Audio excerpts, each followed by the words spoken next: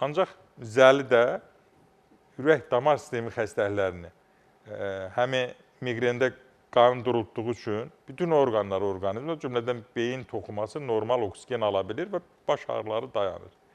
Yəni zəli dedik ki, qoyulanda insan nə olmur? Tromb əmələ gəlmir. Tromb əmələ gəlməndə nə olmur? Ürək əzələsində infarkt olmur.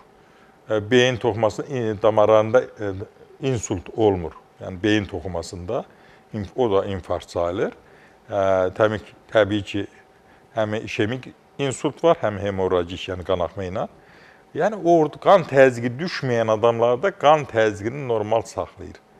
Və bəzən görürsən, insanlar deyir, doktor, mən dərman içirəm. Qan təzyiqim birdən qalxır, birdən kəskin şəkildə düşür. Mən neyiniyim?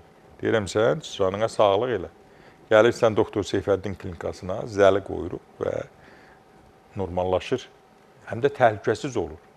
Onda o kəskin oynama və ya qan təzyiqinin kəsin qalxması da xəta vermir, bəla vermir. Ona görə də çox şükürlər olsun son zamanlar ölkəmizdə bütün dünyada olduğu kimi, bütün sahələrdə olduğu kimi təbii üsullarla müalicəyə də diqqət və istək artıb.